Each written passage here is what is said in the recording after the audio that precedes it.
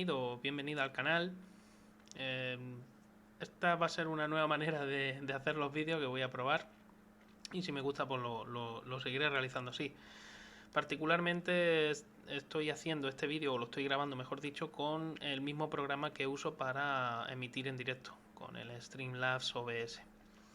Voy a probar a ver si el vídeo sale bien y por supuesto también tendré en cuenta vuestra opinión y si os gusta más esta forma de hacer los vídeos, pues me lo dejáis en comentarios luego cuando ya lo hayáis visto.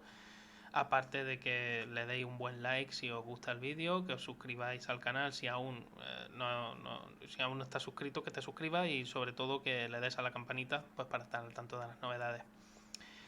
En este vídeo particularmente lo primero que voy a hacer es presentar a un señor, un catedrático de física en la Universidad de Huelva, que su blog es el que me puso sobre la pista de un vehículo muy especial del que voy a hablar un poco por encima, porque ya he puesto, como he puesto ahí en el título del vídeo, esto va a ser una introducción al efecto suelo. Y esto lo hago también porque como en 2022 cambia la normativa y ahora viene un Fórmula 1 totalmente distinto, bueno, muy distinto, ¿no? Eso de totalmente quizá queda un poco exagerado. Así que prefiero hacer esta introducción ahora, explicarte lo más básico del uso del efecto suelo, un poco de historia para que veas de dónde se viene y para que entiendas mejor cómo se ha llegado al diseño actual. Y ya una vez que con Charlie Barazal de GPcast hagamos los vídeos sobre el efecto suelo ya en 2022 y sobre los monoplazas de 2022, si hubiera gente que no supiera lo básico sobre efecto suelo, pues puedo remitirle concretamente a este vídeo. Así que, como suelo decir en los vídeos, sin más dilación y sin más preámbulos, pues dentro vídeo. Pues vamos a empezar por la primera imagen que quería enseñarte. Es esta concretamente. Ya hay un vídeo en el que hizo un directo sobre efecto suelo, hablando de manera más general, en el cual explicaba qué era el efecto suelo, ¿no? De manera general, la definición es el efecto aerodinámico que aparece cuando un objeto se mueve a una velocidad lo suficientemente elevada y se forma una diferencia de presión significativa entre su cara inferior y la superior, siendo o estando, mejor dicho, la cara inferior de ese objeto muy cercana al suelo. En ese sentido, como estás viendo aquí en la imagen, el avión de arriba, sus vórtices están totalmente formados, está generando carga aerodinámica en ese momento. Sin embargo, el avión de la imagen abajo, que está muy cerquita del suelo, esos vórtices se comprimen y eso hace que el efecto aerodinámico cambie.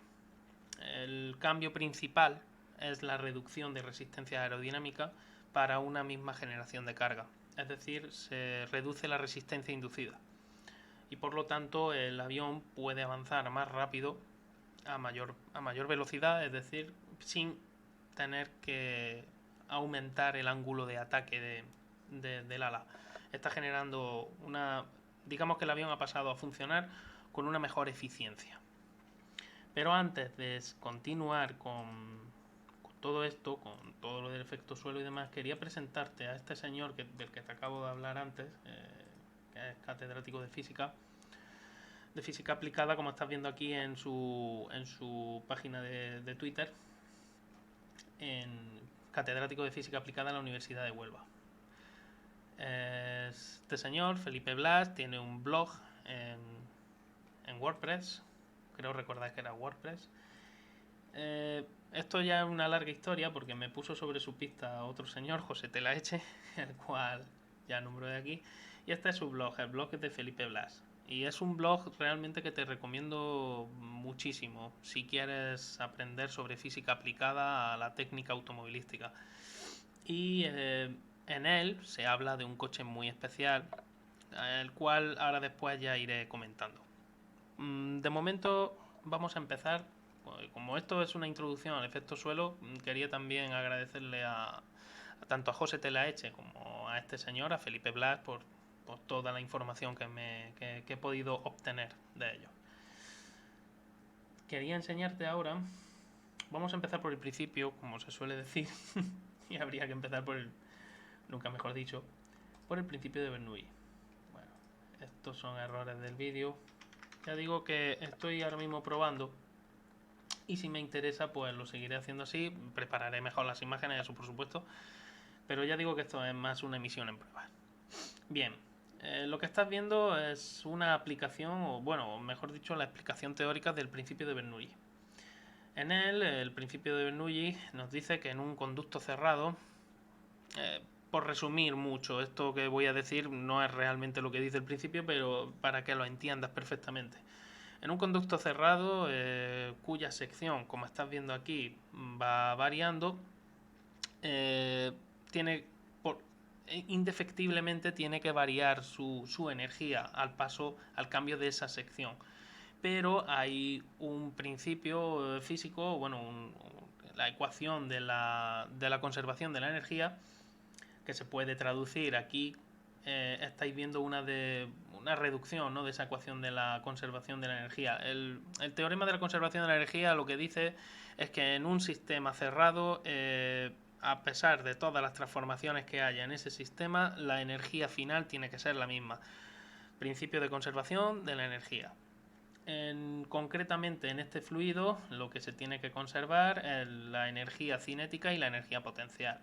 Como estás viendo, la presión más la energía cinética más la energía potencial por unidad de volumen tiene que ser igual en el punto 1 y en el punto 2. Claro, ¿aquí qué ocurre? Pues que si la energía en el punto 2 estamos estrechando, es decir, la sección de paso es mucho menor que en el punto 1, las energías no pueden ser iguales, pero dice, bueno, pero el teorema dice que la energía cinética y la energía potencial tienen que conservarse. Vale, pero entonces tiene que haber un cambio, ¿no? Entonces, ¿cuál es ese cambio? Pues, como estás viendo y como muy resumen de todo esto, la presión en la sección 1 no puede ser igual nunca que la presión en la sección 2 y, por ende, la velocidad en la sección 1 no puede ser igual que la velocidad en la sección 2. Son inversamente proporcionales. Es decir, la presión en la sección 1 es mayor que la presión en la sección 2 y por lo tanto la velocidad en la sección 1 tiene que ser menor y la velocidad en la sección 2 tiene que ser mayor para que la energía total del sistema se conserve. ¿Esto cómo se aplica, ¿no?, a vehículos de competición o en el caso de los aviones y etcétera, ¿no? Bueno, pues básicamente en vehículos de competición, bueno, y no solo en vehículos de competición, también te puedo explicar que en carburadores este principio, el famoso efecto Venturi, funciona y se utiliza precisamente para poder hacer que la gasolina se pulverice de una manera y se succione por parte del aire de entrada al motor, sea el que trabaje para succionar esa gasolina. ¿Y cómo se consigue eso? Pues utilizando un Venturi, que sería como lo que ves en la imagen, y hacer que el aire de entrada al motor tenga más presión que la gasolina que circula por ese Venturi. Entonces al final el aire arrastra esa gasolina y por lo tanto pues se consigue la dosificación adecuada. Eso ya, bueno, mediante regulación con una serie de tornillos que regulan el paso de la gasolina y regulan un poco también tanto a altas revoluciones como a bajas. Eso también daría para hacer un vídeo completo. Si os interesa, si te interesa, pues dejádmelo en los comentarios. Aparte, volviendo al Venturi, ya digo, quédate con lo esencial, con lo importante. Es decir, si nosotros disminuimos la sección de paso, la velocidad aumenta y la presión disminuye. ¿Cómo se traslada esto a un vehículo de competición? Pues en un vehículo de competición lo que hacemos es que su cara inferior, es decir, el suelo, esté lo más cerca posible del asfalto, lo que permita la normativa. En el caso de los Fórmula 1 modernos, actualmente se permiten 50 milímetros de altura mínima al suelo. Es decir, que si nosotros medimos el punto más bajo del monoplaza al suelo, al firme, el punto más bajo del monoplaza tiene que estar a 50 milímetros sobre el suelo. 50 milímetros o más. Lo que pasa es que, claro, el ingeniero proyectista, ¿qué es lo que va a hacer? Llevarlo al límite, a esos 50 milímetros. Y tú me dirás, bueno, y si yo he visto imágenes de los Fórmula 1 soltando chispas y tocando el suelo y tal, efectivamente estas pruebas son en estático. Cuando el coche está en movimiento, en dinámico, las fuerzas aerodinámicas hacen que se comprima la suspensión. Sabes que está el tercer elemento amortiguador, que evita que se comprima mucho más de lo que sería deseable, pero a pesar de ello, la inercia puede jugar malas pasadas en cambios de pendiente, etcétera, y en baches y el coche llegara a tocar en el fondo, que por eso se ven esas chispas saltar. Pero ya digo, la normativa exige esos 50 milímetros de altura mínima entre el punto más bajo del monoplaza y el suelo o el firme. Y empezando por todos estos ejemplos sobre el efecto suelo y coches y demás, hay que irse a un señor, este señor que te enseño aquí, que se llama aquí, bueno, como el vídeo está montado con respecto a lo que suelo hacer en los directos, por eso se me va a ver el careto en algunas fotos, porque claro, si no la resolución se pierde. Este señor que ves en imagen se llama Tony Rudd. Tony Rudd es bueno, es un ingeniero. Bueno, era un ingeniero, desgraciadamente murió en 2003. Era un ingeniero de carreras, dedicado pues casi toda su vida a las carreras y a la competición automovilística. Él empezó en BRM. Si me ves que estoy leyendo es que realmente, claro, porque toda esta parafernalia, las biografías, etcétera, pues claro, me he hecho aquí una pequeña chuletilla y la voy leyendo. Empezó en BRM. En BRM, además, lo importante, y es lo que viene en el blog de Felipe Blas, que son, ya digo, es un artículo súper interesante, sobre la llegada del efecto suelo a la Fórmula 1 mucho antes de lo que se suele pensar, porque realmente el primer coche oficialmente, ¿no?, con efecto suelo que participó en una carrera en Fórmula 1, con propiamente dicho, potenciándolo, fue el Lotus 78. Pero en realidad el experimento que hizo este señor Tony Rudd junto con Peter Wright, el aerodinamicista que luego estaría también en Lotus, este experimento que voy a deciros es de hace de 10 años anterior a la llegada del Lotus 78. Y la verdad es que fue una verdadera revolución en ese sentido. El problema, bueno, ahora ya lo iré explicando un poquito mejor. Tony Rudd estuvo en BRM, ya digo, estuvo experimentando tanto con el motor V16, con H16 y también como te he dicho antes, con el efecto suelo y el uso del efecto suelo. Después de una temporada, la verdad, bastante con muchísimos cambios y bastante mala por parte de BRM en el 69, en el año 69, Rudd llegó a la Lotus.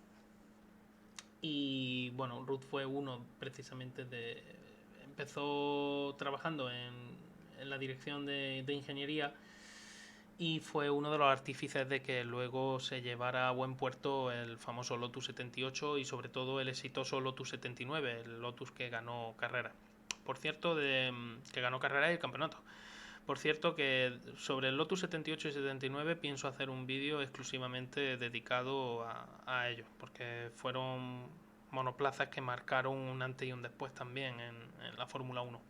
Pero hoy quería hablarte, ya digo, de lo más básico del efecto suelo y en especial de este caso muy particular, que es interesante estudiarlo.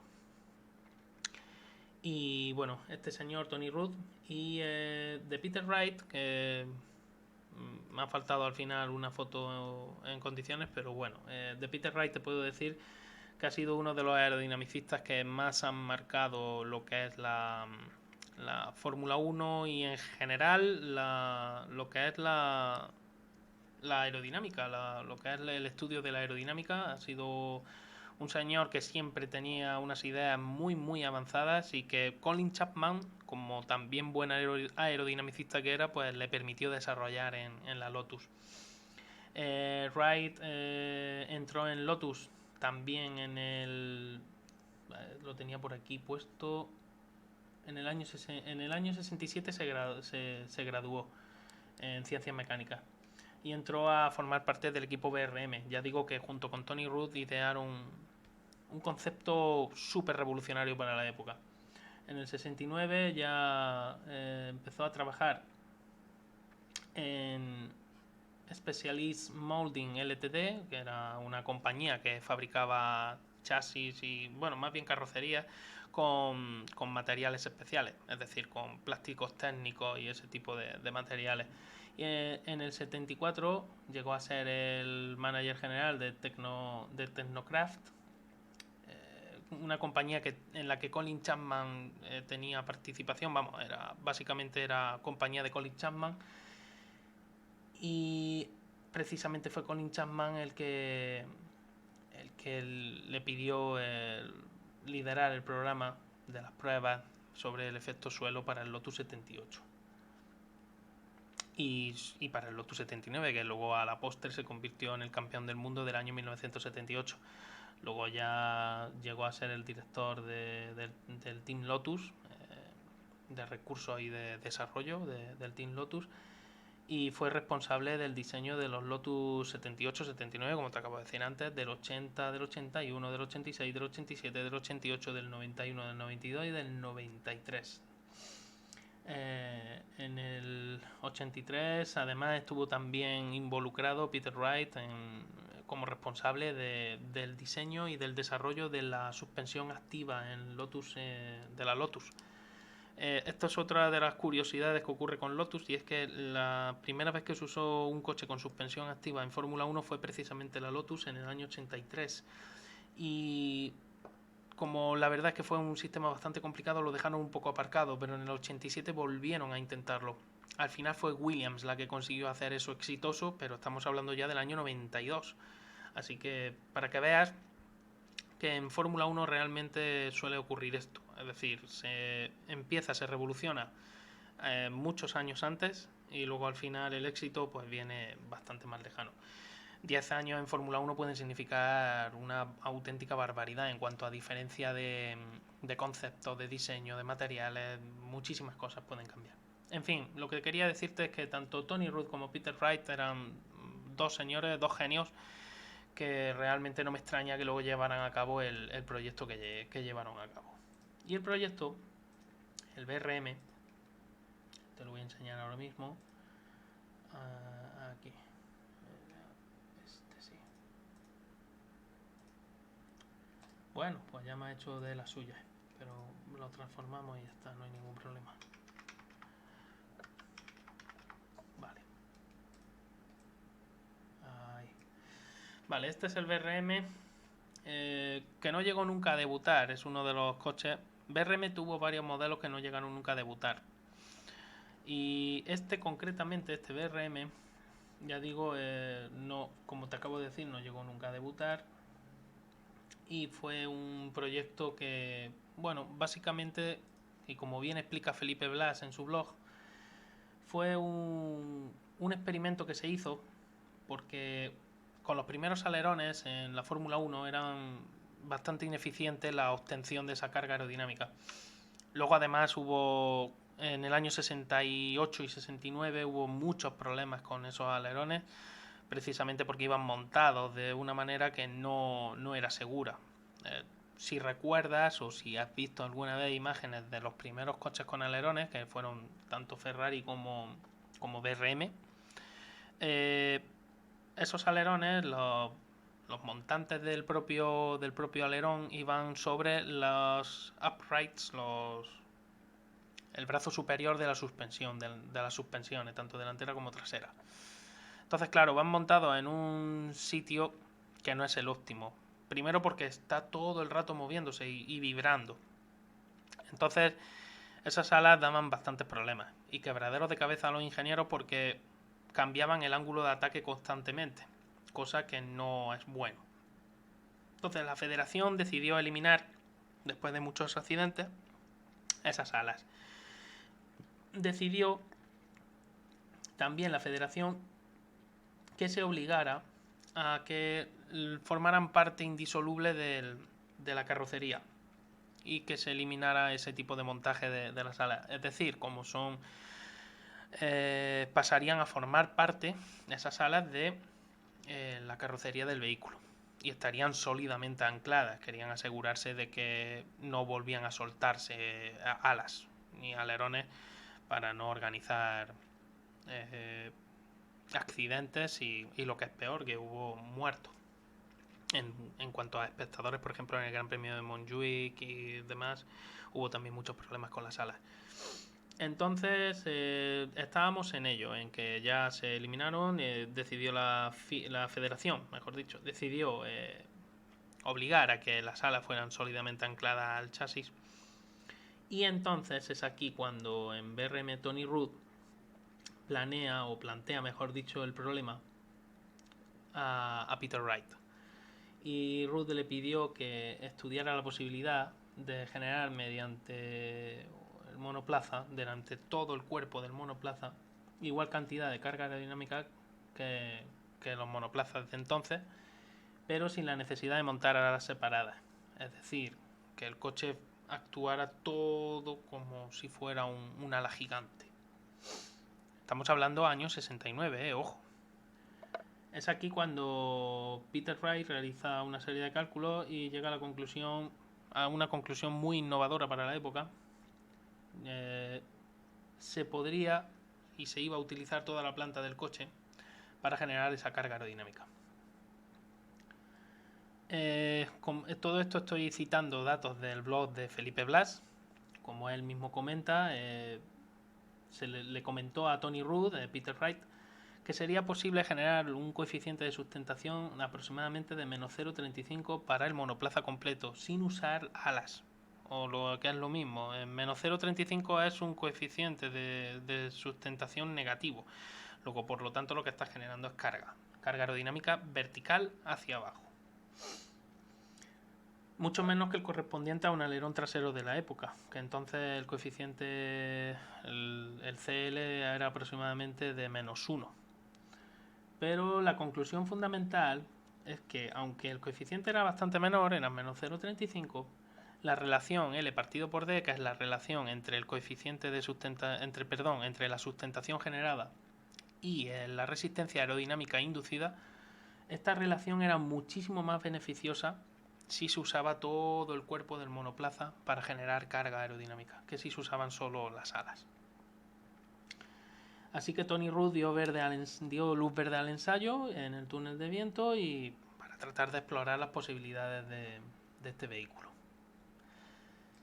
La historia es que se llegó a usar una maqueta a escala 1-2 y los resultados pues no fueron muy esperanzadores. Al final el proyecto quedó un poco en el olvido porque no se pudo llegar a desarrollar más adelante porque claro, BRM estaba más interesada en obtener resultados en el Campeonato del Mundo, no era una temporada fácil, los motores H16, motores de 16 cilindros, estaban dando muchos quebraderos de cabeza y al final tuvieron que priorizar y priorizaron pues que el coche ala tendría que abandonar el concepto y el proyecto.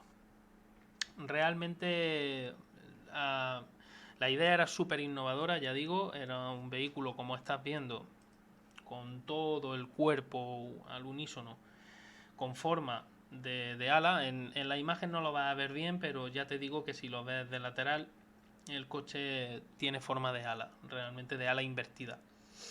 Lleva el alerón trasero, todo el montante y su forma nacen de la carrocería del propio coche.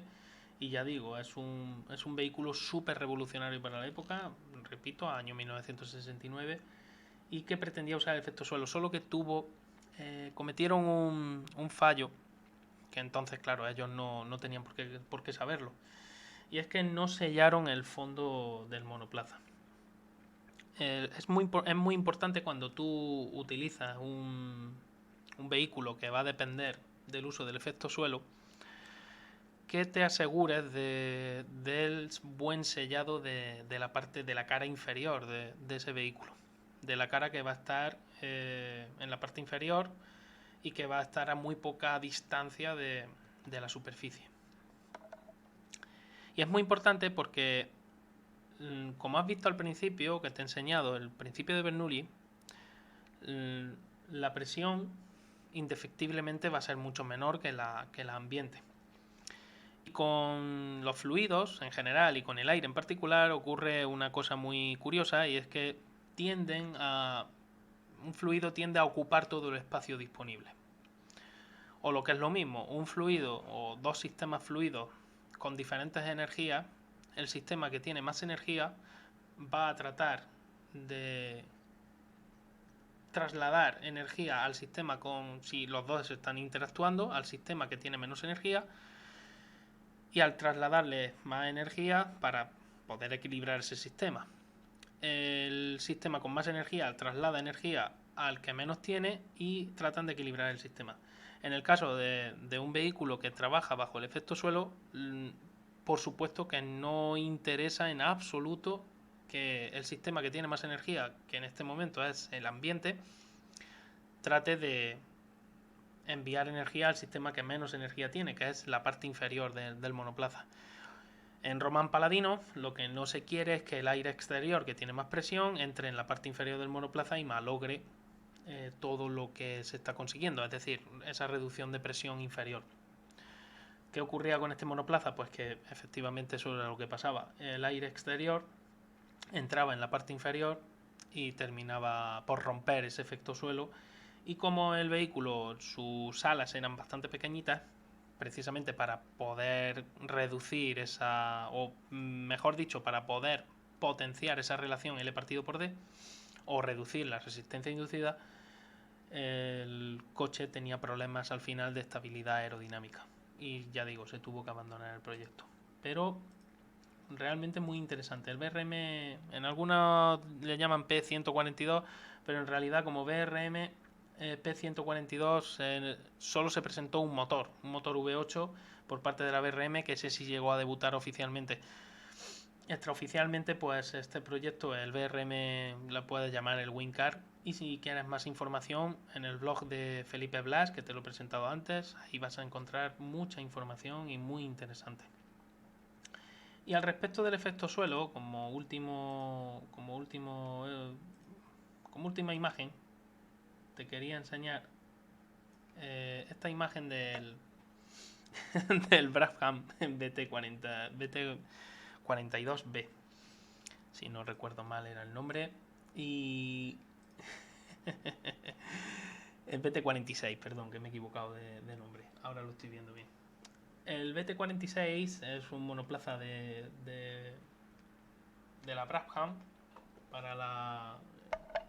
el cual se diseñó, pues no se diseñó exclusivamente para el uso del efecto suelo.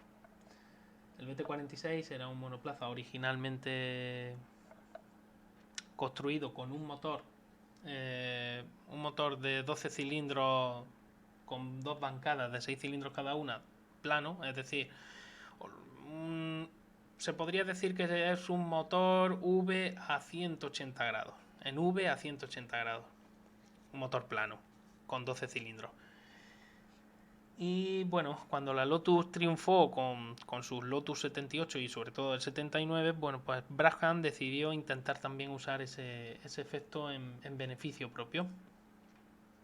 Y creó este coche que estás viendo aquí, que por cierto solo corrió una carrera, ganó la carrera que corrió, y después Brabham lo retiró ante la presión de los equipos y sobre todo pues para intentar evitar descalificaciones. Es uno de los casos curiosos de la Fórmula 1 en los cuales un coche solo ha corrido una carrera y ha ganado. O sea, no sé, ahora mismo no recuerdo ningún otro caso, pero es posible que sepas tú de alguno. Y lo curioso es que el motor Alfa Romeo que montaba, que era, como te acabo de decir, un motor V12 con la V a 180 grados, claro, ocupaba muchísimo espacio. El efecto suelo exige también otro detalle, y es que necesitas tener todo el fondo del monoplaza totalmente libre de obstáculos para que el aire pueda fluir con mucha velocidad y de la manera más suave posible. Así que en Brabham, pues ni cortos ni perezosos, Gordon Murray al frente del diseño le pidieron que a ver cómo se podía hacer eso, y decidió colocar ese ventilador que ves en la imagen Un ventilador que llevaba, entonces no había electrónica de control, llevaba una serie de embragues que lo acoplaban al cigüeñal del motor. Bueno, mejor dicho, a la transmisión, perdón. Y claro, cuando el piloto aceleraba, cuando el piloto conseguía más velocidad, más giro se conseguía de este ventilador, y el ventilador lo que hacía era expulsar aire hacia atrás. ¿De dónde aspiraba el aire? Bueno, el ventilador aspiraba el aire de los laterales del monoplaza. O sea, todo lo que era el aire que viajaba por debajo del monoplaza y por la parte lateral. Si tú aceleras ese aire, de nuevo por el principio de Bernoulli, como te acabo de explicar al principio, y por efecto Venturi, el aire, al ser succionado, se acelera. Si tú aceleras el aire, aunque la sección de paso no haya cambiado mucho, sí disminuye la presión. Es una manera un poco burda, ¿no? Digamos, de conseguir disminuir la presión, basada en un concepto de finales de los 60, del principio de los 70, el Chaparral 2J, el cual también llevaba dos ventiladores. En ese caso eran impulsados por un motor de motonieve y esos ventiladores también succionaban del fondo. En el caso concreto del Brabham, al igual que en los Lotus, que ya te digo que los Lotus hablaré concretamente de ellos en un vídeo. En el caso concreto del Brabham, esas faldillas laterales sellaban el fondo, como te acabo de decir que ese fue el problema del BRM, y así evitaban que el aire exterior tratara de inmiscuirse en el paso del aire inferior y aumentar la presión, que es lo que no quiere. Así que, bueno, Brabham en este caso pues tenía una potenciación del efecto suelo mucho mayor, porque aquí ya, sobre todo en curva rápida, el Lotus no podía competir con este coche, básicamente porque el ventilador hacía que se disminuyera muchísimo más la presión inferior que lo que conseguía Lotus. Lotus simplemente usaba el efecto Venturi, este coche usaba un ventilador precisamente para ello. Así que después del Gran Premio de Suecia de aquel año, del 79, que fue, repito, la única carrera que ganó este BT46B, eh, el equipo lo retiró ante la amenaza de descalificación o de problemas, seguramente. Y bueno, hasta aquí era lo que te quería explicar. Creo que el vídeo, ahora después cuando ya lo edite y demás, ya veré a ver cuándo lo cuelgo. De esta manera avisaré por mis redes sociales, de tanto Twitter como otras, de cuando lo cuelgo el vídeo. Y nada, espero que te haya gustado. Y si te gustó, pues que le des un buen like, que te suscribas si no estás suscrito todavía y que le des a la campanita pues para estar al tanto de todas las novedades.